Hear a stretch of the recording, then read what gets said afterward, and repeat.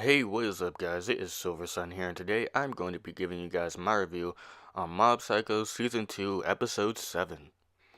Alright, so this episode starts out with Reagan pretty much going on this TV show for psychics, basically, and the guy that's sitting next to him right there, I believe it was in Episode 4. Remember when he need him? When he got possessed for a moment there in that episode? Yeah, he's pretty much upset about that, and he still holds a grudge against him. So he's pretty much trying to upstage Reagan and like expose him for who he truly is. Being a fraud psychic. Being a faker and whatnot. So this is pretty much his chance to get back at him for all that. So pretty much there's this kid that comes out and they say that he's possessed by an evil spirit, and instead of having the actual psychic guy perform the exorcism, he has Reagan do it instead, and we could only assume how that would go. And it didn't go well at all. Reagan was pretty much just wasting time doing all his special moves that he usually does, but it just wasn't getting through to the possessed kid. And so, pretty much after a while, everybody started calling him out like, oh, you've been at this for a while, why hasn't anything happened yet? And so, pretty much Reagan pretty much at a loss for words and is unable to exercise the spirit because in the end there really was no spirit. The kid was just acting the whole time, so he was pretty much just exposed right there in front of everybody on TV and everything else. And so that pretty much just shot his whole business in the foot basically, and he's pretty much just not able to make any business anymore because everybody sees him for who he truly is, a fraud and just a real scummy faker basically. And so pretty much I actually like how when everybody finds out, we see like everybody in the past episodes, like the kids from the telepathy club. We see, well, I don't know if it's from the telepathy club. It's that other the other group of kids, the actual psychic kids from the first season that were captured by Claw. Those kids, we see a few of them. We actually see Teru again, which I am very excited for because we haven't seen that guy aside from the flashback from, what was it, episode 5, right? Yeah, so like it's been a minute since we've seen him, and even though he's not really doing much, he's just watching the interview and everything like that, and like the show on his phone and stuff like that.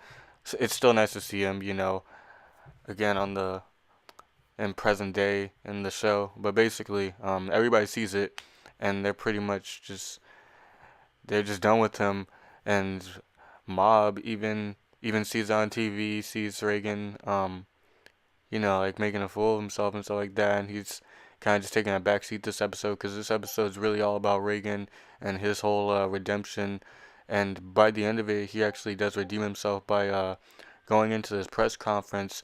And while he's in the conference, everyone's asking him a whole bunch of questions.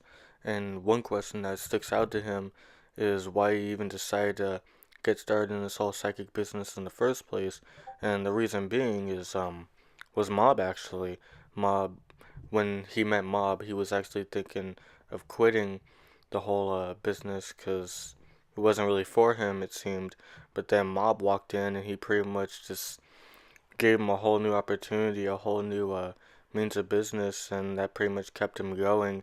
Because what Mob wanted at the time when he met Reagan was he wanted to, improve himself to be a better person, and that's similarly to what Reagan wanted. So they're both pretty much helping each other out in that sense. And one thing that I liked is that they did replay the scene that they showed in the first season at the end of the first season when they first met there. It's pretty much like a retelling of that.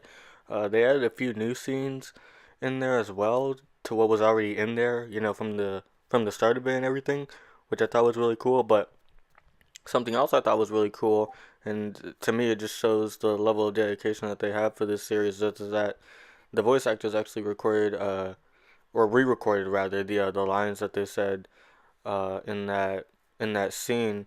So it's pretty much like a retelling basically of how they first met and whatnot.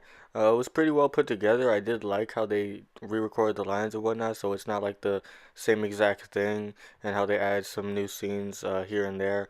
I thought was really well put together, and it really shows the bond between the two, especially near the end where uh the conference room pretty much gets taken over by mob psychic powers. I mean, who else would it be? You know, you had everything like floating up in the air and just a whole bunch of stuff going haywire. And so pretty much after all that's said and done, Reagan leaves and he's walking home presumably, and then he runs into Mob, and he's pretty much like just having a little chat with them, saying like, "Oh, did you know from the start? Did you know that you know, I'm not who I said I was?" And he pretty much says, "Yeah, I've known." And then that takes Reagan aback for a sec, but then Mob continues and says that he's known that he's been a good guy all this time, and that was so sweet. And it just, I don't know, it just really brought the whole episode together. This was a really heartwarming, nice little slice of life episode. Not much action going on, not that there needs to be. It's just another one of those sit back and enjoy the show kind of episodes. You know, not really too much to look into here. And I also like how at the very end, even though he's probably like a day or two late, Mob actually wishes Reagan a happy birthday. I thought that was so sweet, especially since nobody else, well, aside from the people at the bar and stuff like that, but not really too many other people wished him a happy birthday last episode and stuff like that. So it's nice that Mob actually remembered and told him that. I thought that was a nice little touch, nice little cherry on top for this episode. But yeah, I really did enjoy this episode. It was really nice. I like that they re-showed all the characters and stuff like that, like as they were watching the show and whatnot. You know, you saw like you even saw the couple from the very first episode, the ones that Reagan helped out with that ceiling crasher spirit guy. Yeah, they showed them, showed Teru, all those other people, Ritsu, everything like that. It was really nice. But yeah, it's pretty much it for my review. Tell me what you guys thought down below, and until the next one, Silver Sun is out.